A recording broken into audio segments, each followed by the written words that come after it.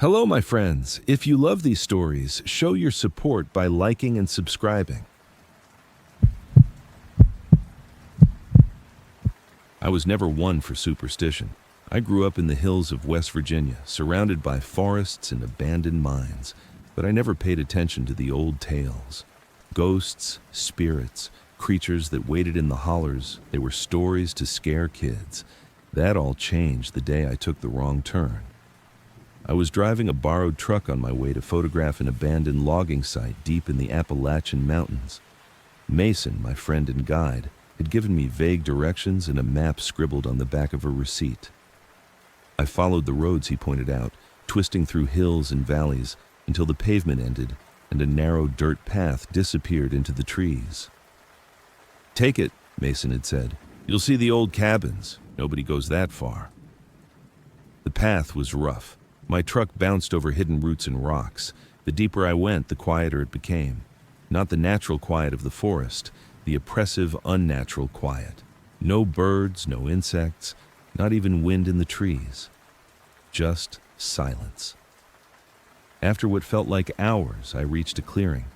A small cabin sat at the center, its roof partially collapsed, paint flaking. Smoke rose from a crooked chimney. The sight should have been comforting, a sign of life.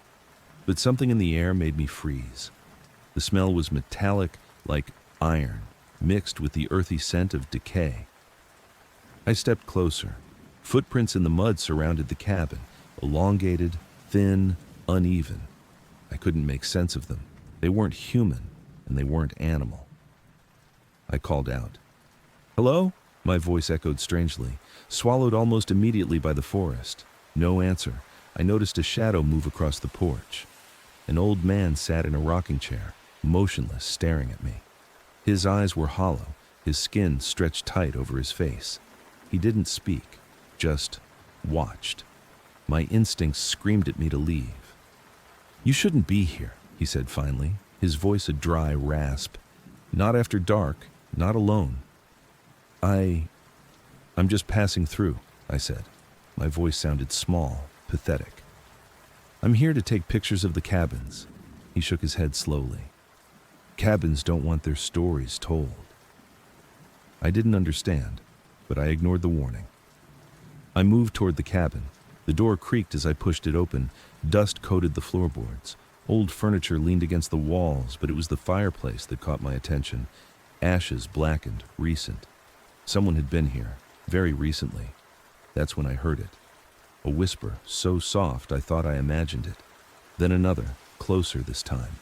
My name, my own voice, calling me from the shadows. I spun around, heart racing. Nothing. The old man didn't move, didn't react. He simply said, "They're learning."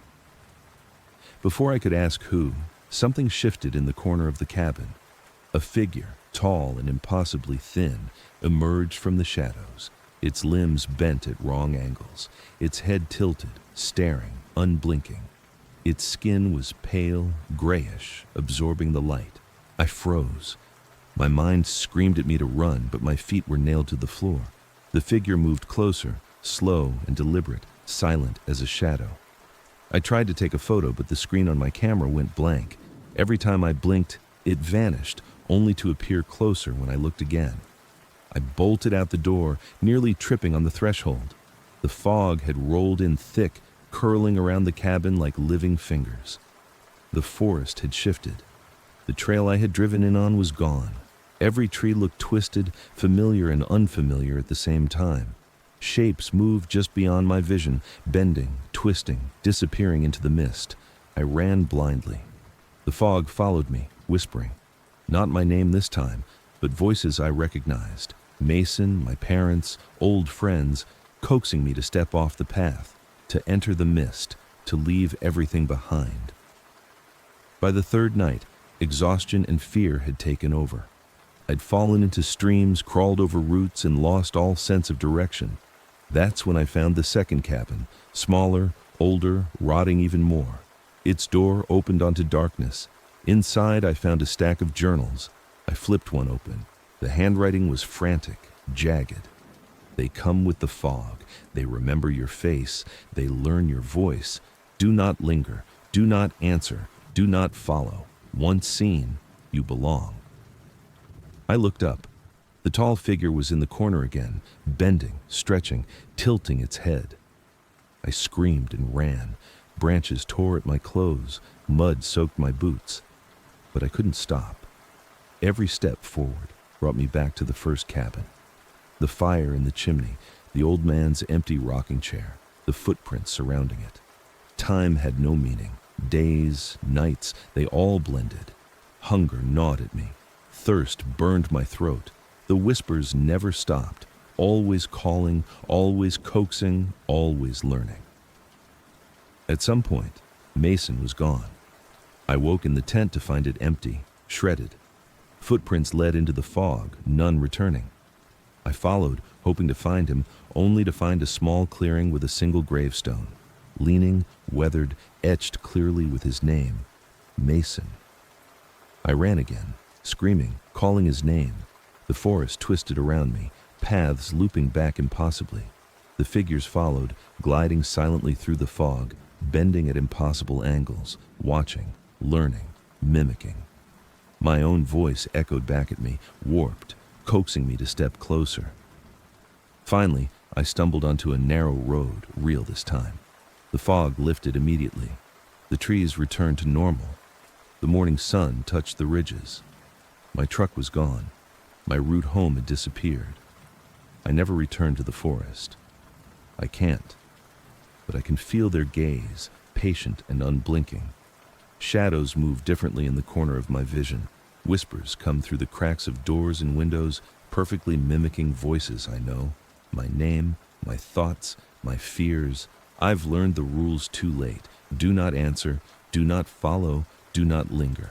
Because one day, if I take the wrong turn, if curiosity wins for even a second, I will vanish into those hollers, into the fog, into the watching shadows, and they will remember my face, just as they remembered Mason's. Somewhere in deep Appalachia they wait, patient, hungry, eternal. And when the next fool wanders into the hollers, they will be ready.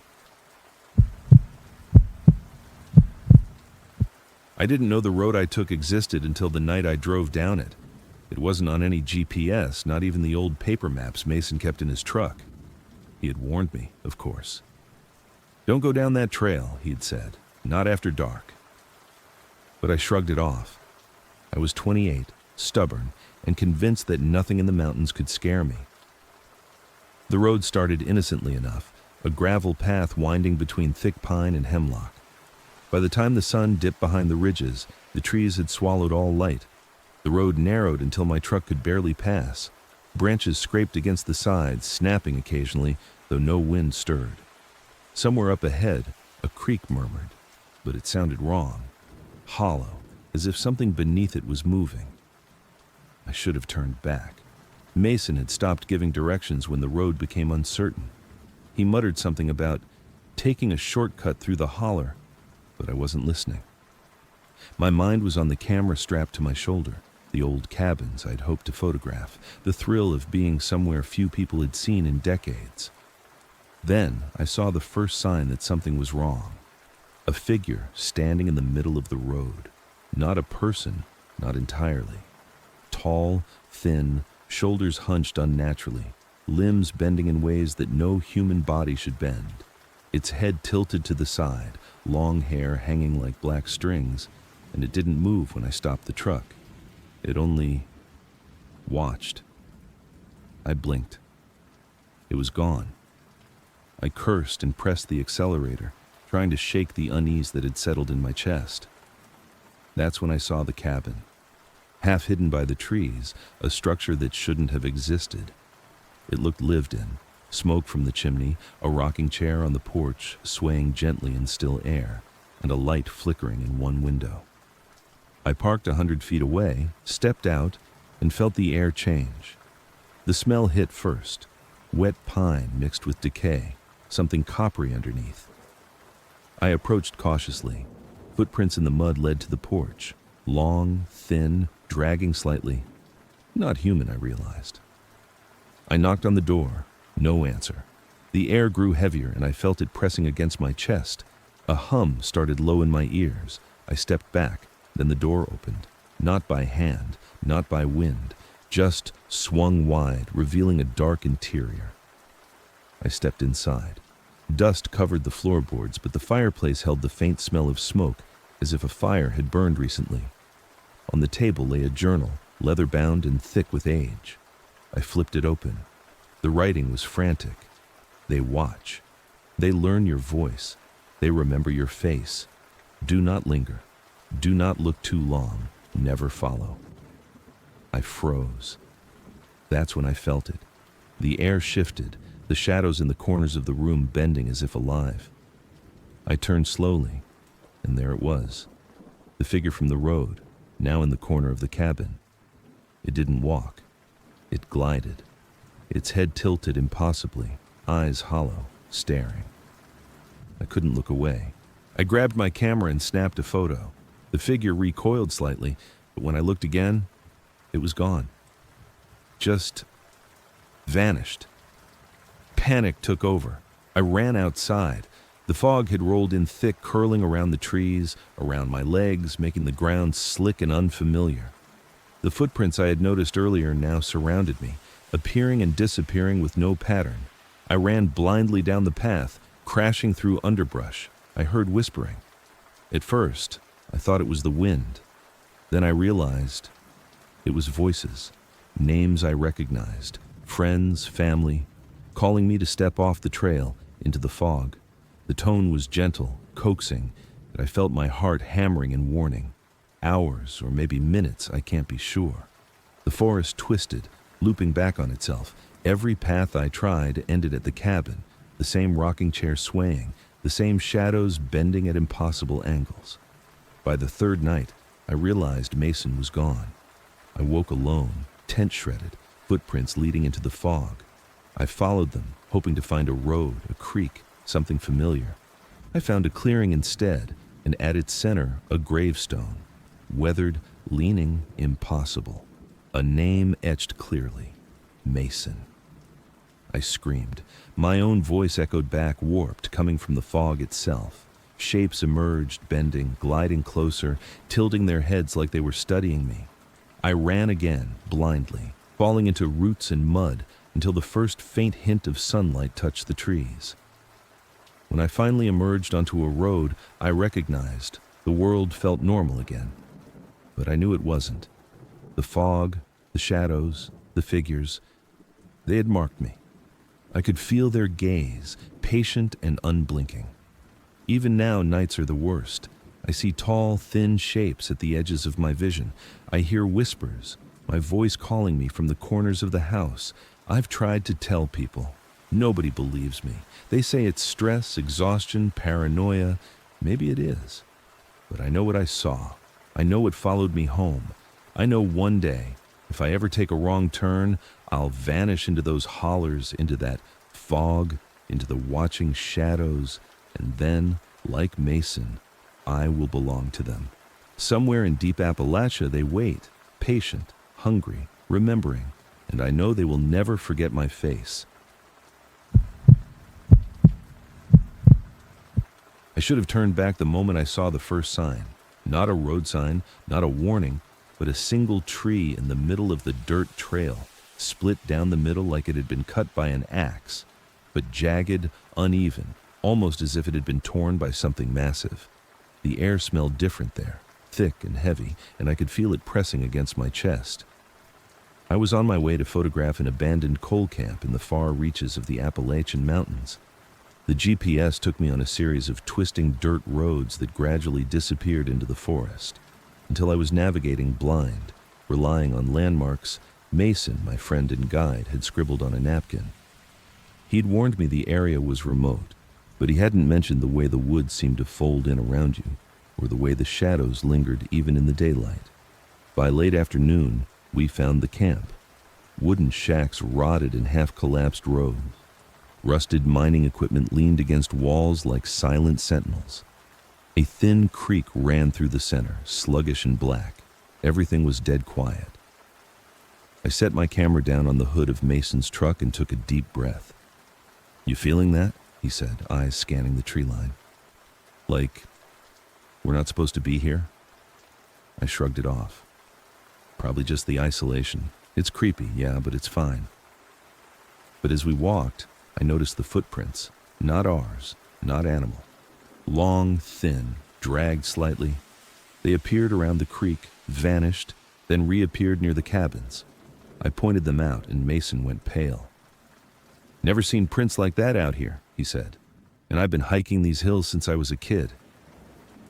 The sun was dipping low when we decided to camp near the creek.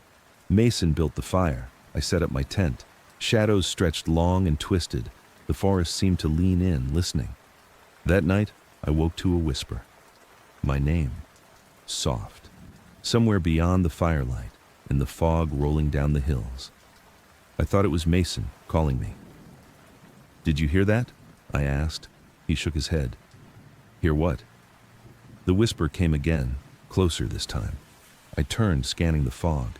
Something moved there, thin, tall, limbs bending in ways that made no sense, its head tilted unnaturally.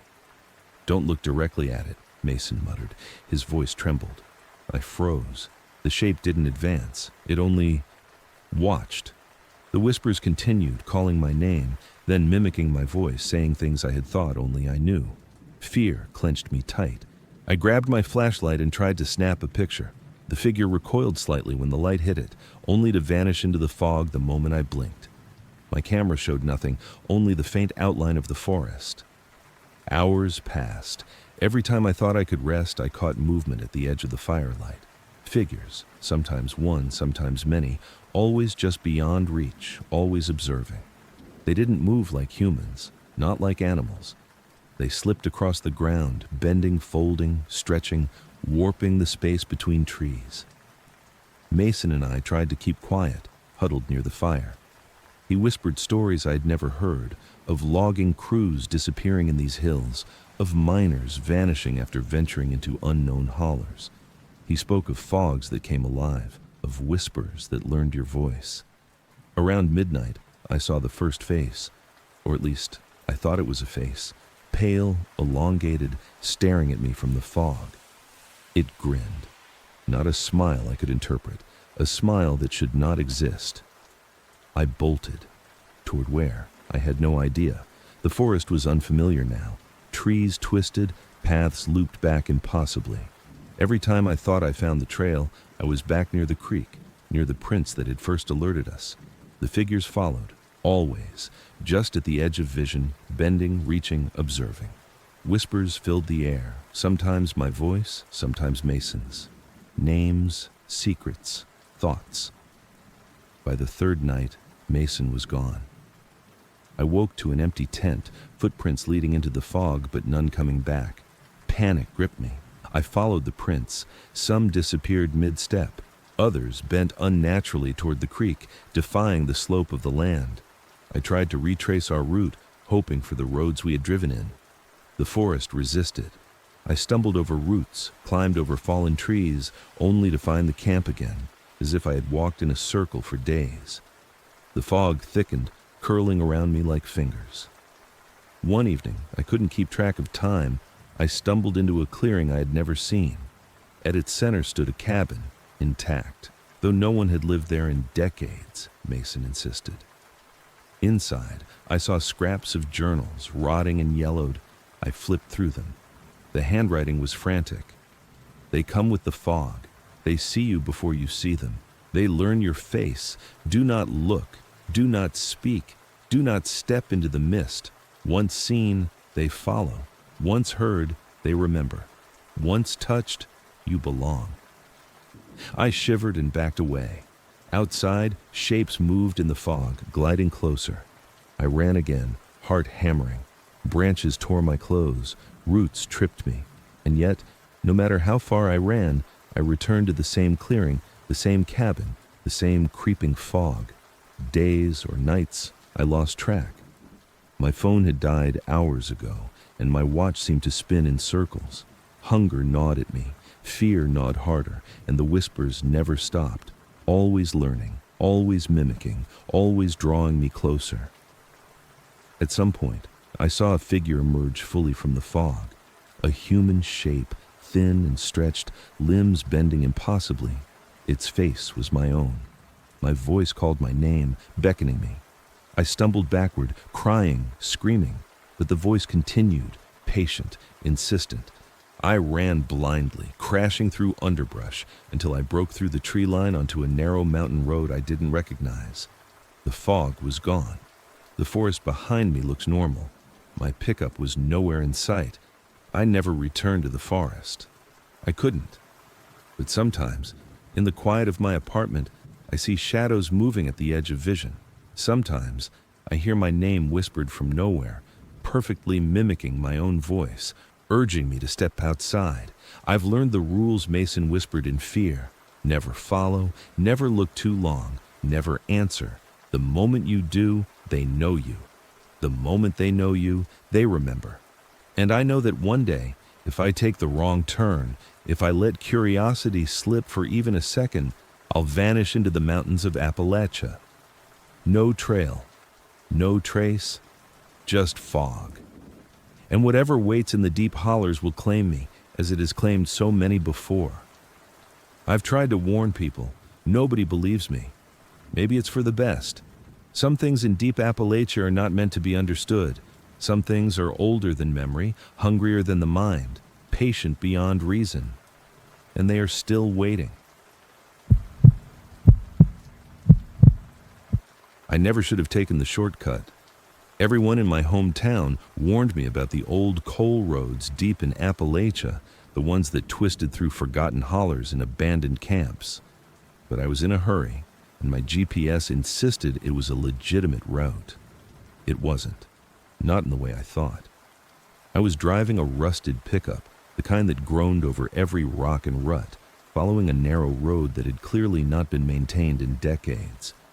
The trees on either side were so thick they blocked out the sun, and as the miles ticked by, the forest grew quieter.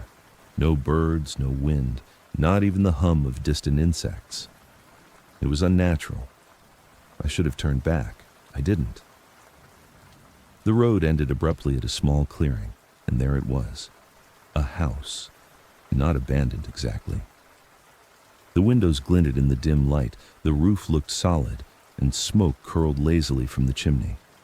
There was a mailbox out front with peeling red paint that read, simply, Harper. Curiosity got the better of me. I parked and stepped out, stretching after hours of driving. The air was thick and smelled faintly metallic, like iron or blood. My boots sank slightly in the soft soil. As I approached the porch, I saw movement inside, a shadow flitting past the curtains.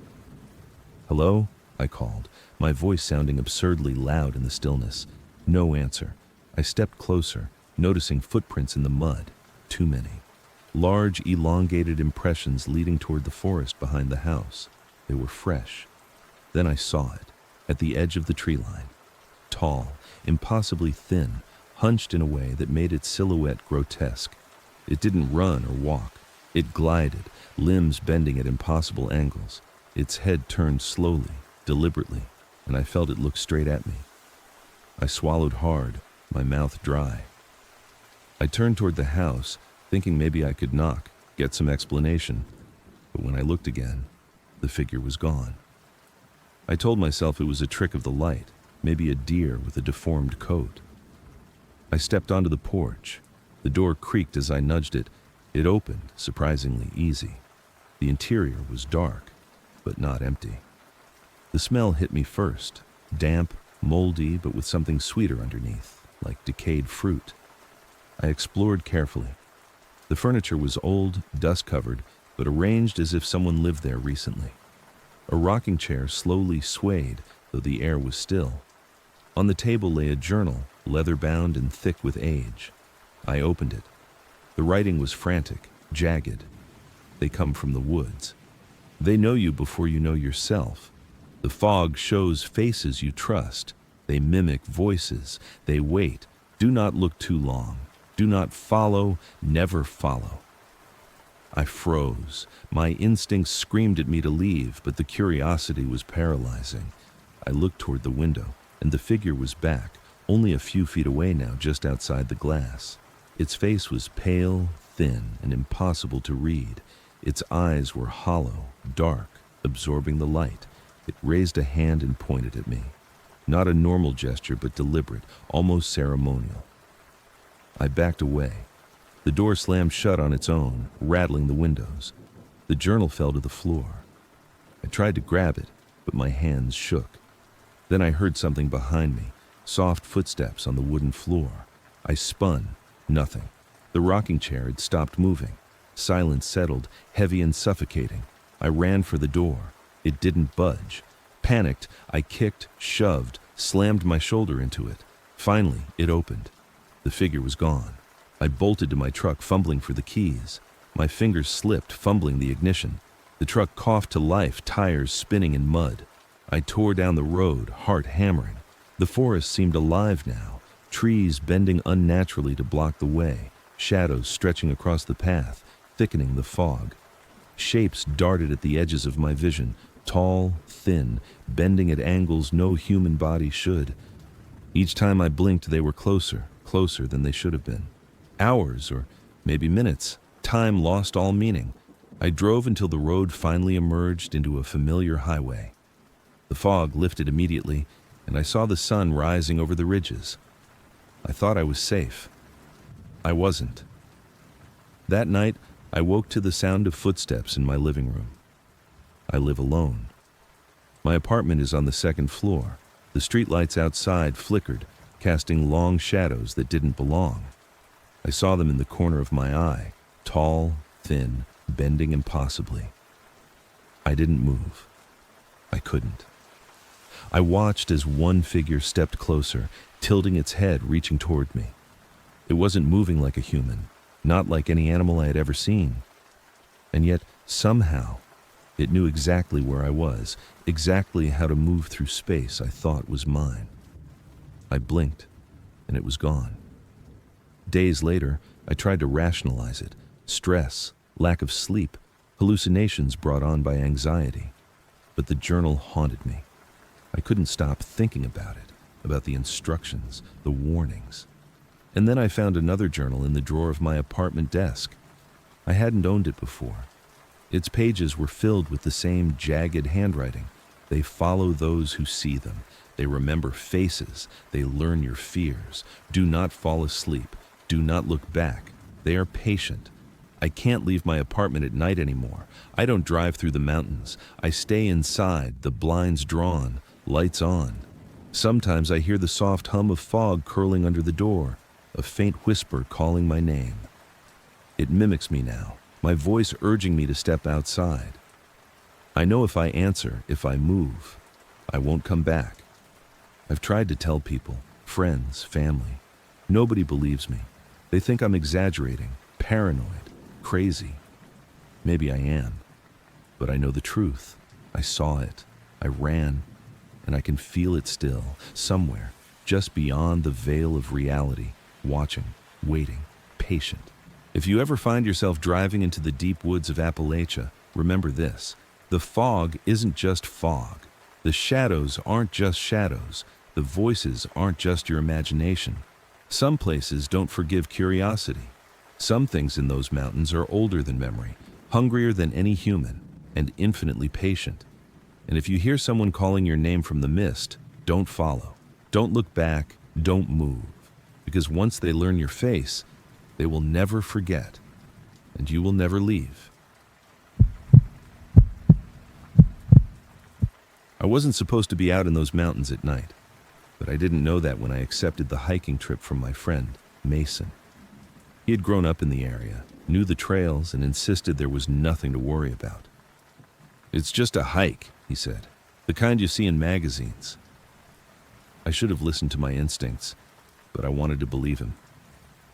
We set off late afternoon, parking his old pickup at the trailhead just past a faded sign that read, Crescent Ridge. The trail was narrow, winding through thick woods and occasional open clearings. The sun was dipping behind the mountains when we reached the first overlook, and I felt the familiar thrill of being high above the world. The light softened everything.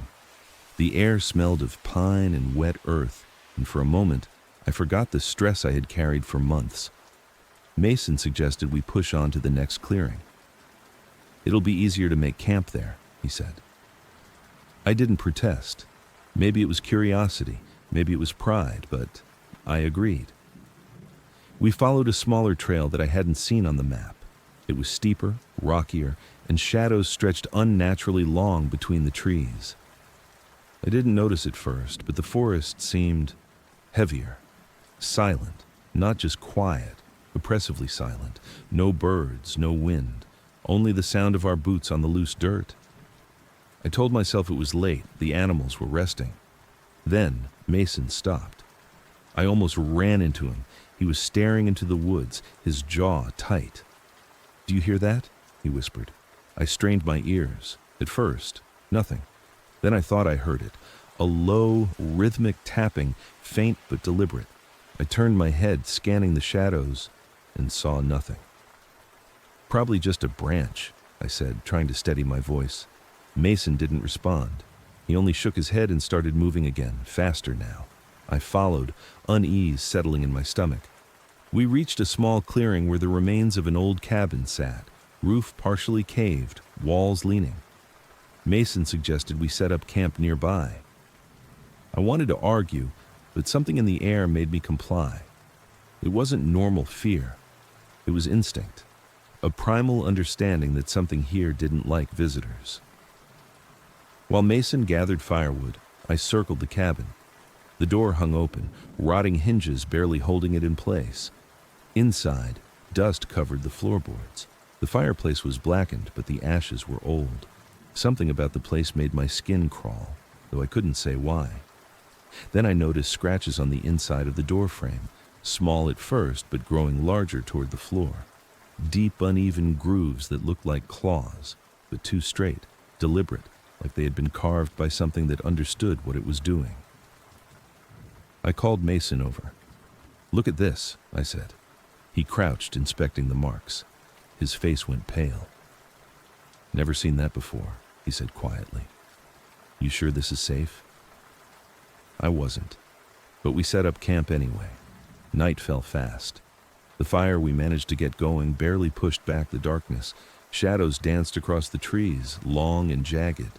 That tapping returned, soft at first, then louder, more deliberate. Mason kept glancing toward the tree line, unease etched on his face. "Probably raccoons or something," he said, but his voice lacked conviction. Hours passed. I tried to sleep, huddled in my sleeping bag, but the tapping continued. And then came something worse. Whispers. Almost too soft to hear, words I couldn't understand, floating through the fog that had begun creeping into the clearing. I froze. Mason was asleep, or at least pretending to be. My instincts screamed at me to run, but something rooted me to the spot. The whispers grew clearer, shaping themselves into voices I recognized. Neighbors, old teachers, even family members. They called my name, urged me to come closer, to step into the darkness beyond the clearing. I didn't move. I couldn't. Then, the fire flared violently, as if someone had struck a match beneath the logs. Shadows stretched taller than the trees, and in the corners of my vision, I saw them, figures tall, impossibly thin, bent at odd angles, emerging from the tree line.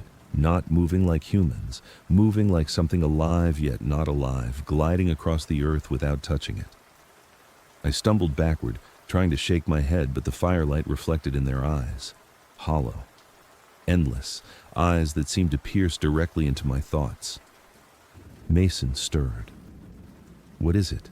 he whispered, eyes wide.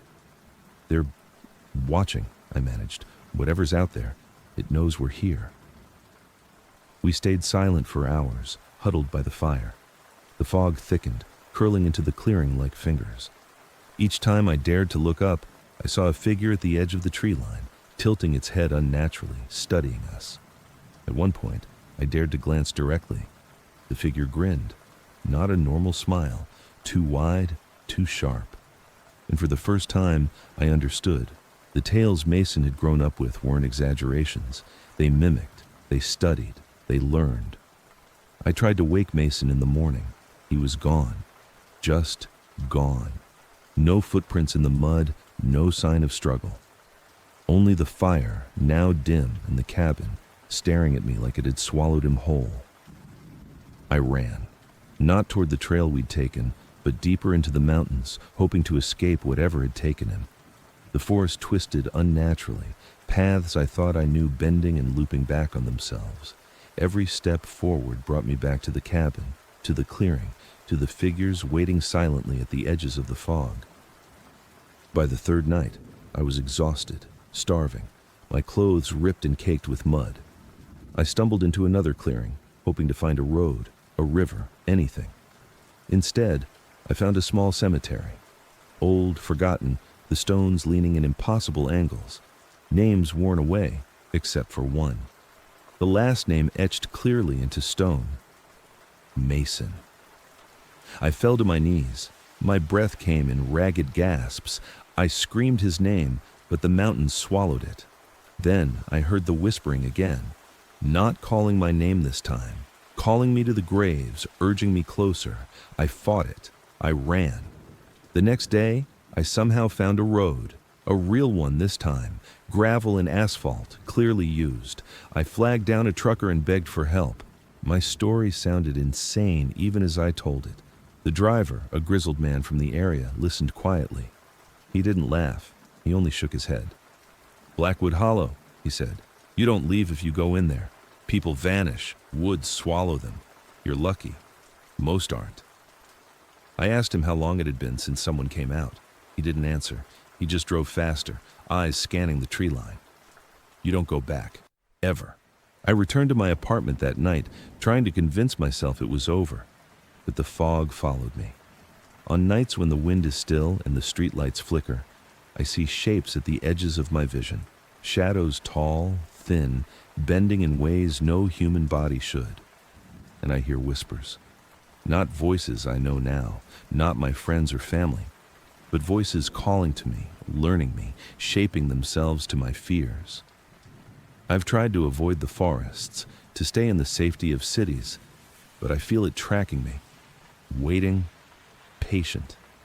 Like Blackwood Hollow never released me, and I know one day, if I make the wrong turn, I'll end up back there, alone, or worse, replaced by something waiting in the fog, watching, mimicking, claiming the living. I shouldn't have gone. I shouldn't have followed the trail. And I should never have believed I could leave unmarked, because in deep Appalachia, some places don't just exist, they consume, they remember, and they don't forgive. Even now, I swear I see figures moving just beyond the window at night, watching, waiting. And I know it's only a matter of time before the fog calls my name again.